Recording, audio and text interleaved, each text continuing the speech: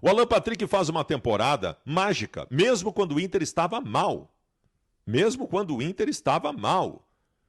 Nós dissemos até o fim do ciclo de Mano Menezes, que em 2023 foi um ciclo ruim, que o Inter era Alan Patrick dependente. Vamos lá, gurizada. Vamos aos cortes desta noite, as coisas mais importantes que foram ditas. Não sem antes eu dizer para ti o seguinte, e te perguntar, tu tem 65 anos de idade ou mais e ainda não te aposentou? Mas tu tem direito ao benefício assistencial? Tu tem uma limitação física que te impede de trabalhar? Tentou o benefício assistencial e não conseguiu? Tá errado, mesma coisa para quem tem uma doença que impede de trabalhar e tentou o benefício assistencial e não conseguiu. Conduziram errado para ti. Tu vai ver isso agora com a SOS Aposentadoria. Tá aqui na tela o WhatsApp. Chama eles são especialistas nisso e vão resolver o teu problema, tá bom? Vamos para os cortes. Eu vou dizer para você do seguinte,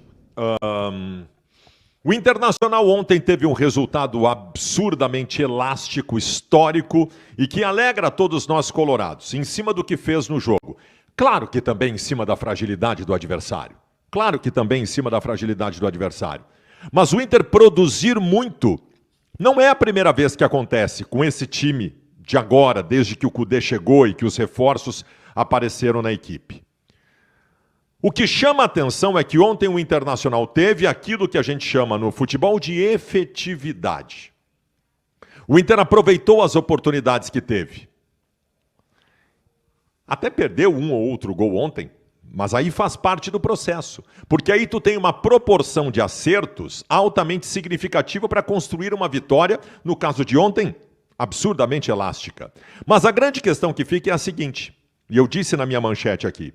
Ontem, nós tivemos um resultado elástico, atípico, extraordinário, mas a produção de ontem não foi atípica.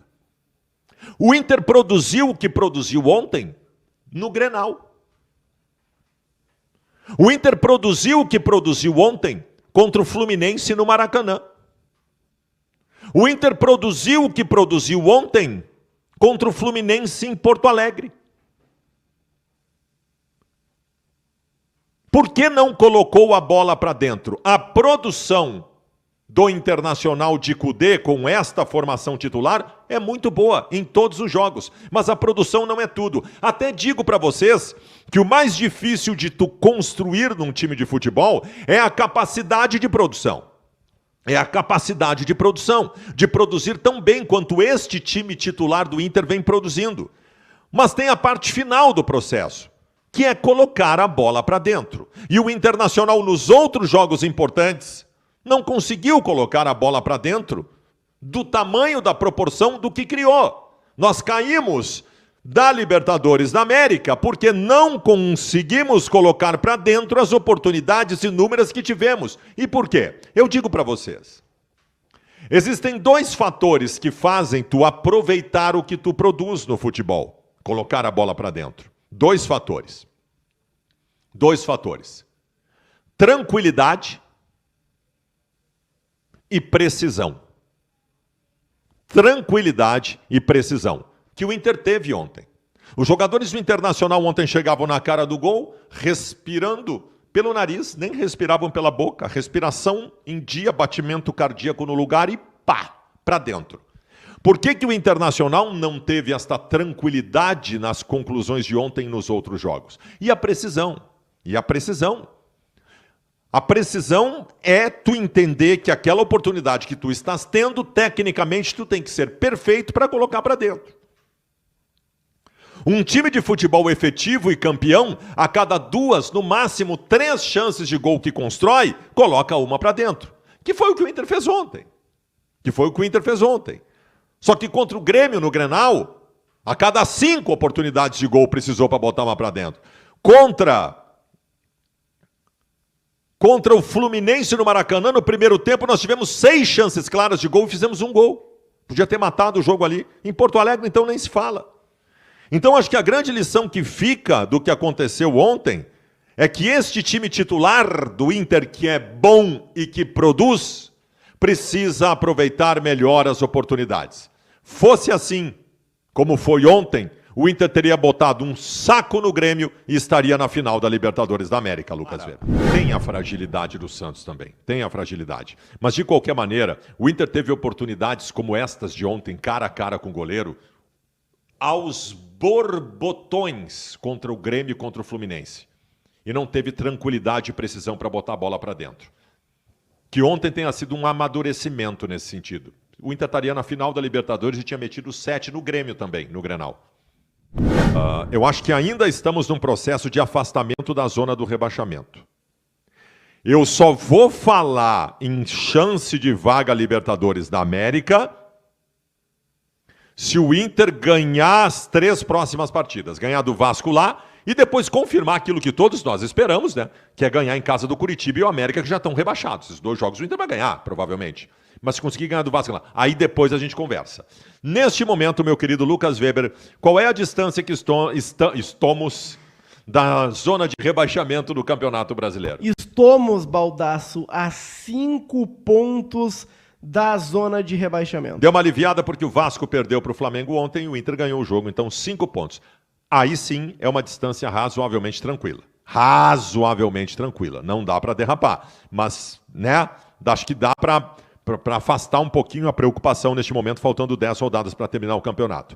Não que vamos falar sobre Libertadores. Não que vamos falar sobre Libertadores. Mas só para ver ali, distanciazinha do 7º colocado hoje, seria quanto? Suponhamos, Baldasso. Suponhamos que a gente fosse falar. Falando de Libertadores. Se a gente fosse falar. Não estamos falando, mas se fosse falar. Tá, mas se a gente estivesse falando de Libertadores, Baldasso, eu te diria o seguinte. A gente tem um G4 com Botafogo, Red Bull Bragantino, Flamengo e Palmeiras. Ué? Nenhum... Nosso rival saiu dali? Saiu? Nosso rival tá quase saindo da pré ali, ó. Tô vendo ali, ó. Nosso rival tá em 6º, quase saindo da pré-Libertadores já também. Que é isso? E a gente tem, na 5ª colocação, o Atlético Paranaense e o Grêmio. A gente tem, ó, Baldasso, na 8ª colocação Fortaleza, na 9ª Fluminense e na 10ª São Paulo. Ou seja, hoje seria um G6. Então hoje, a posição que o Grêmio? O Grêmio. É a do Grêmio. O Inter hoje o balizador do G6 é o Grêmio, que tem 44 pontos, e o Inter tem? O Inter tem 35. O Inter 9 precisa buscar 9 pontos do Grêmio. Não é momento para falar nisso. Não é momento para falar. 9 pontos de distância, voltando 10 rodadas.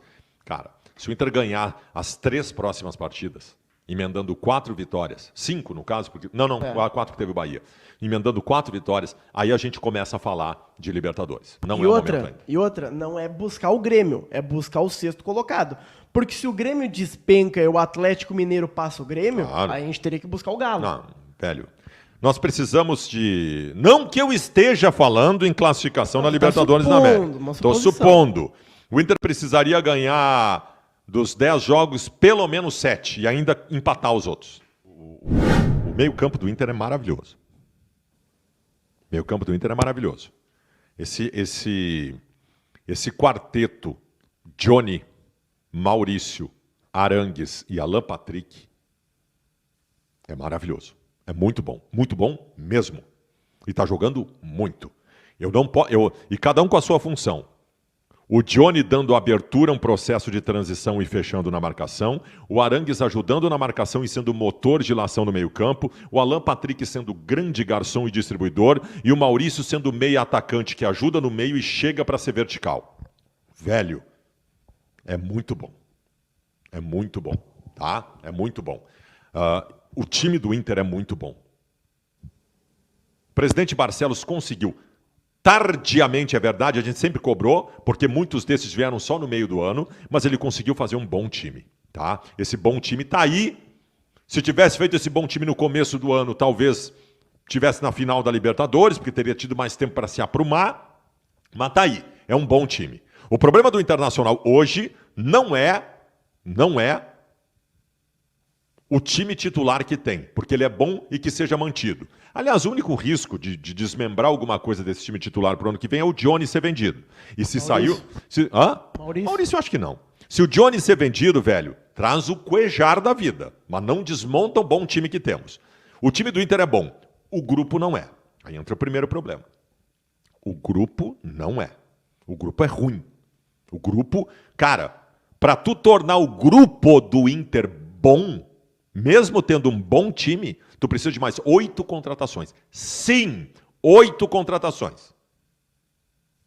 Precisa contratar mais um zagueiro, mais um volante, 2 meias armadores, 2 pontas de velocidade e mais um centroavante. O grupo é fraco, o time é bom. O grupo é fraco, o time é bom. E a outra coisa é a questão Eduardo Cudê. Repito para vocês, o Cudê tem acertos, mas tem erros importantes. Tem erros importantes. Essa é outra coisa para ser analisada. Agora, não mexam nesse time titular do Internacional. Não deixem ninguém embora. Se vender o Johnny, contrata o Cuejar. Porque aí sim tu tem coisa boa pro próximo ano. Vai precisar fazer grupo. Fala, gurizada. Estão curtindo os cortes aí? Então vamos embora. Mas antes, presta atenção aqui. Tu tá tomando multa de trânsito? Eu dependo de dirigir, tu também depende de dirigir. Tu sabe quantos pontos tem na tua carteira? E se daqui a pouco tu tá perdendo carteira? Imagina tu ter a carteira suspensa, o que viraria a tua vida pessoal, tua vida profissional. Um inferno, né? Calma. Esse número que tá aqui na tela é da SOS Multas. Ele é fixo e é WhatsApp também. Manda o WhatsApp para eles.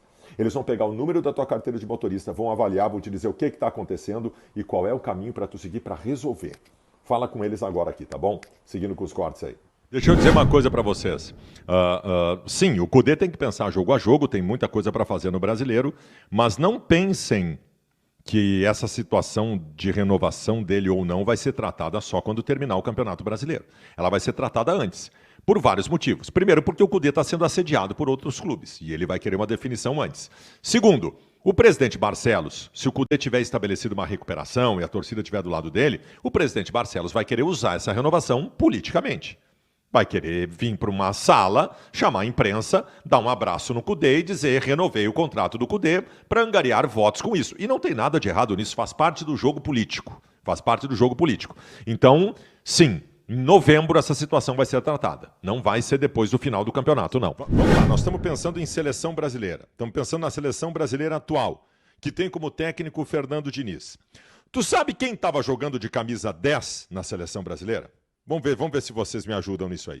Quem estava jogando de camisa 10 na seleção brasileira? Não com a camisa 10, mas na função de meia armador da seleção brasileira nos últimos jogos. Vamos ver se vocês matam essa charada. Foi o Neymar, não foi? Foi o Neymar. Quem estava jogando de camisa 10 na seleção brasileira, quem estava jogando de meia armador na seleção brasileira era o Neymar. O homem enfiava um monte de atacante e botava o Neymar atrás de todos eles para construir. O Neymar está fora. O Neymar está fora. Quem é que é o camisa 10 a partir de agora? O Brasil tem alguns jogadores que jogam na meia, mas são muito mais meia atacantes do que propriamente construtores. Sei lá, os Lucas Paquetá da vida aí. O Alan Patrick hoje cairia como uma luva nessa função. E outra, vou dizer uma coisa para vocês, nem tudo é ciclo de Copa do Mundo, tá? Nem tudo é ciclo de Copa do Mundo. A seleção brasileira está começando a fazer fiasco nas eliminatórias. A seleção brasileira, eu não estou dizendo que a seleção brasileira corra risco de ficar de fora da Copa do Mundo, porque agora ainda aumentaram as vagas, não tem nenhuma possibilidade. Mas, cara, nós temos uma imagem a zelar. Uma imagem a zelar. E nós precisamos ter em campo os melhores jogadores. E, de novo, e o mais importante, o que é a seleção brasileira? A seleção brasileira é, através da convocação daquele momento, levar os melhores jogadores daquele momento. Vai ter uma convocação em seguida para a data FIFA do começo de novembro. Quem são os melhores jogadores neste momento para jogarem os 2 jogos da seleção nas eliminatórias no mês de novembro? Não tenho dúvida que o Alan Patrick estaria entre eles. O Alan Patrick faz uma temporada mágica, mesmo quando o Inter estava mal. Mesmo quando o Inter estava mal. Nós dissemos até o fim do ciclo de Mano Menezes, que em 2023 foi um ciclo ruim, que o Inter era Alan Patrick dependente. Eu quero fazer um breve histórico aqui. No ano passado, nós cobrávamos o Alan Patrick, e nem era o Alan Patrick que nós cobrávamos. Nós cobrávamos o Internacional porque o Alan Patrick jogava muito e não conseguia jogar mais de 45 minutos. Ele não estava legal fisicamente.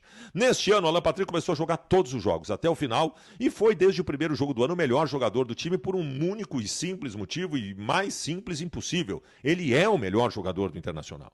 Ele é o melhor jogador do Internacional. Então, assim, mesmo quando o Inter estava mal, o Alan Patrick estava bem. Quando o Inter passou aí bem, que chegaram para servir o Cudê, chegaram o Rocher, chegaram o Arangues, chegou a Ener Valencia, A partir dali, o Inter passou a ter um bom time de futebol e continuou o Alan Patrick sendo o melhor jogador. Todo mundo sabe que se o Ener Valencia tivesse feito aqueles 2 gols contra o Fluminense que ele perdeu, e o Inter ganhasse a Libertadores da América no dia 4 de novembro, o Alan Patrick seria eleito o rei da América. Era, sem dúvida, o melhor jogador da Libertadores da América até então.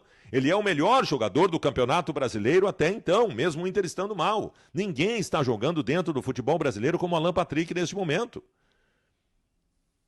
Eu saúdo o fato de ser jogador do Internacional, essa minha pretensão de tê-lo na seleção brasileira é muito mais pensando nele do que no Inter, porque pelo Inter é até melhor que não convoque a seleção brasileira, mas o cara merece. O Alan Patrick jogou no Inter já. O Alan Patrick jogou no Inter em 2014. Eu lembro muito bem dessa época. Ele era bom jogador. Todos nós sabíamos. Esse guri é bom jogador. Ele era bom jogador. Ele não tinha titularidade absoluta porque os titulares do Inter eram Alex e D'Alessandro.